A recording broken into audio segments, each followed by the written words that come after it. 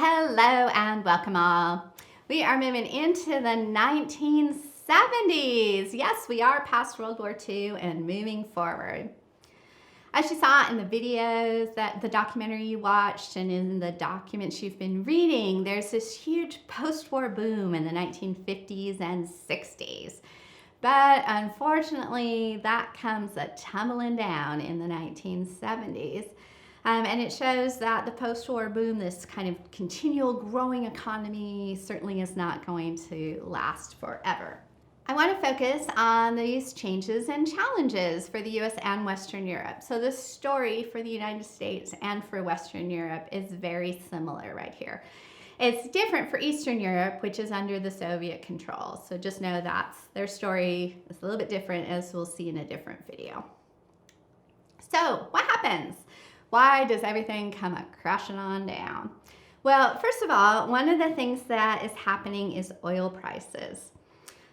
There is the formation of the Organization of Petroleum Export Countries, OPEC. And what OPEC decides to do in 1970-71 is to raise oil prices. They're going to slow down production in order to increase prices so that they have more profits. And so as these prices are rising, then for the first time, Europe and the US is going to have to respond. In 1973, there is a war between Israel and her Arab neighbors. And the US is going to support Israel in that. In response, the Arab nations who were part of OPEC, Arab nations who produce oil, basically embargo the US and other nations that are supporting Israel. And so that's also going to cause prices to go up. In fact, there are such shortages that you can only fill your tank on certain days. It's based on your license plate and that kind of stuff. So this is not what the US is used to at all. And then at the end of the 1970s, there's the overthrow of the Shah, the monarch of Iran, for the Iranian Revolution.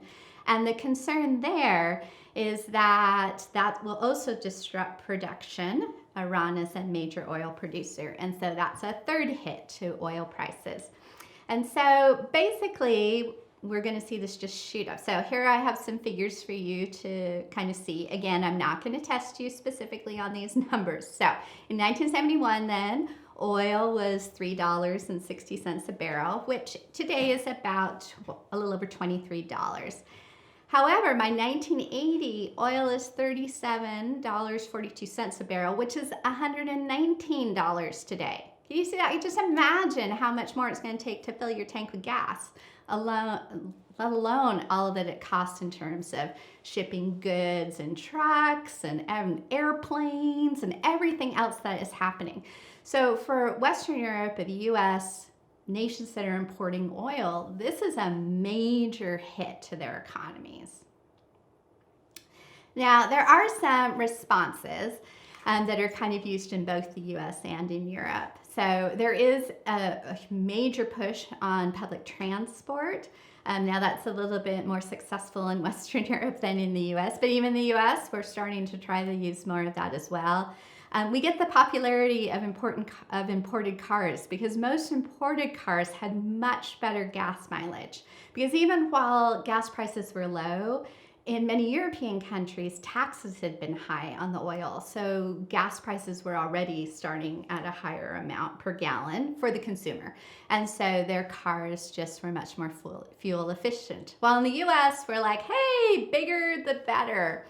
My dad, he had this giant boat of a car, I remember in the 1970s. It was just good, probably got like 4 miles a gallon. So in terms of that is happening. And there also is the beginning of the idea of conservation and looking at alternative fuel sources. So I do just want to kind of put a little pin in that.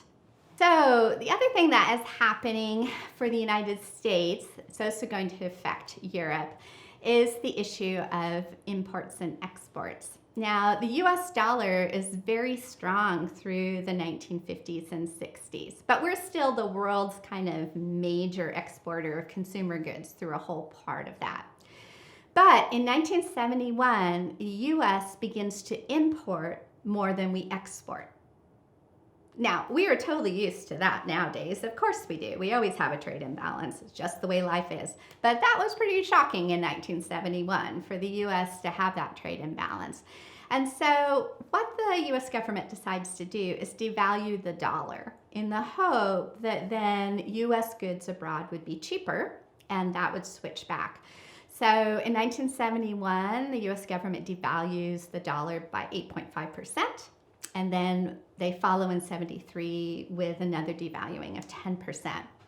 Now that actually does not work as well as it was hoped. And it does mean that imported goods actually are a little more expensive and it causes more economic trouble in the US.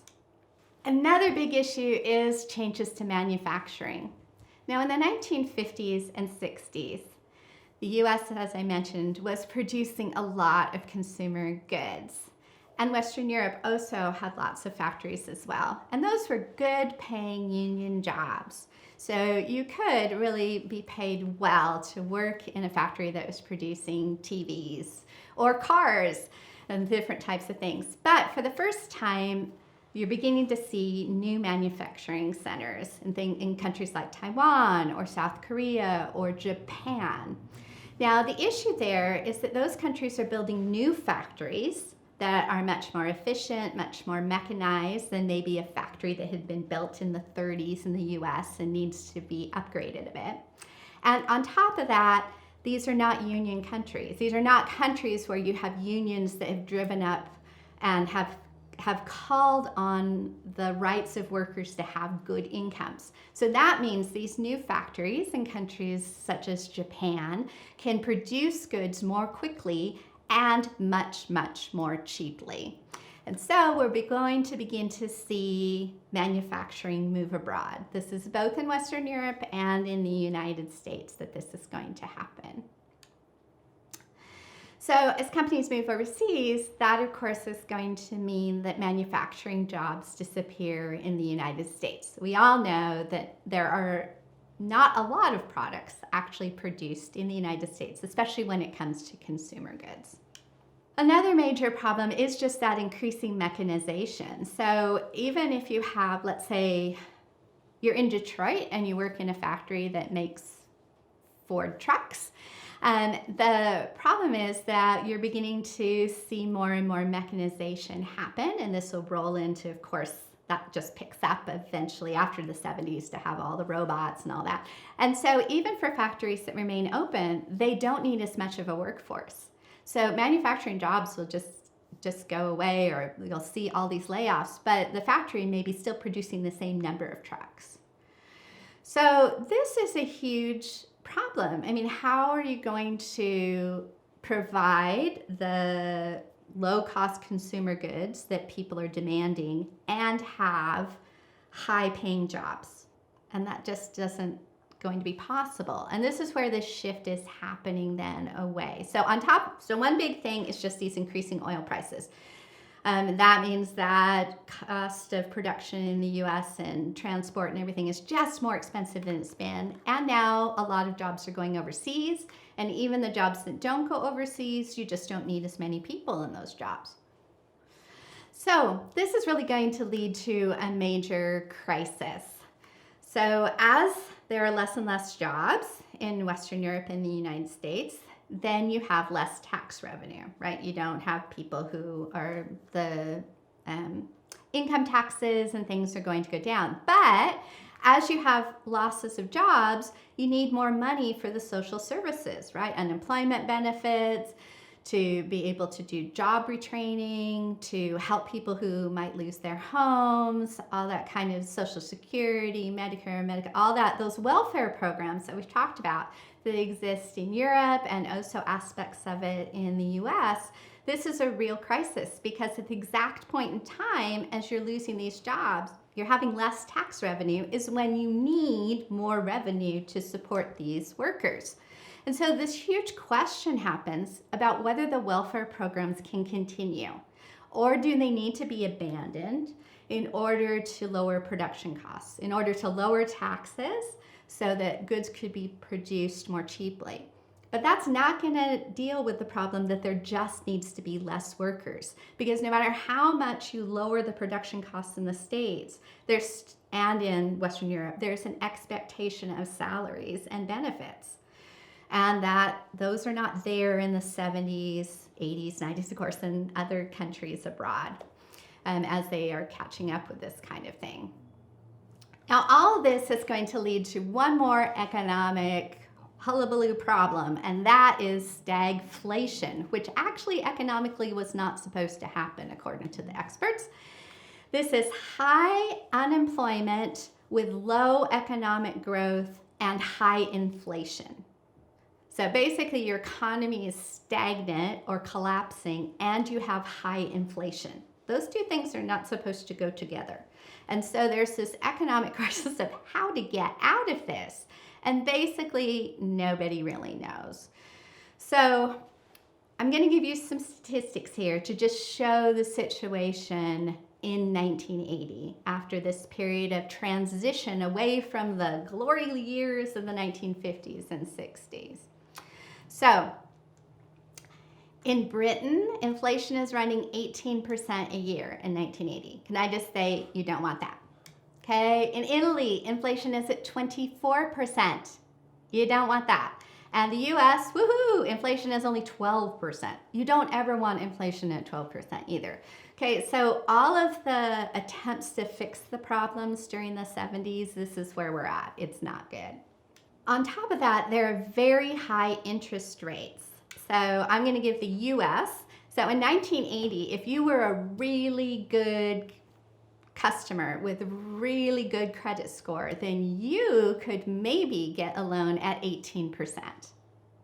That's like the lowest level. So you're trying to get a mortgage and your mortgage is at 18%. Even school loans in this period are really high. I mean, like school loans are at 9 and 10%. Right? So this is really difficult. It's going to mean it's difficult for people to buy homes. It's difficult for people to get credit to invest.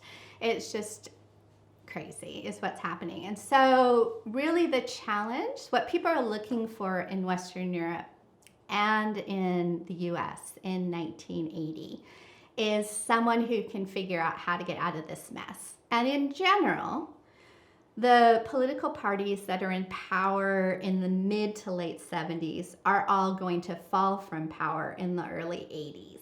Now, it's not true for absolutely every Western European country, but it's kind of, we've seen this pattern before, right? You blame your government when there's economic downturns, and so you tend to shift to a different political party or a different group when things don't get better.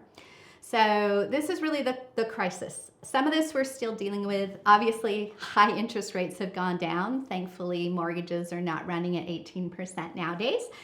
But the issue of what to do with the loss of manufacturing jobs, with this total shift to the economy, with the fact that mechanization and robots and computers means you need less and less workers. How are you going to respond to that? That's not really been solved.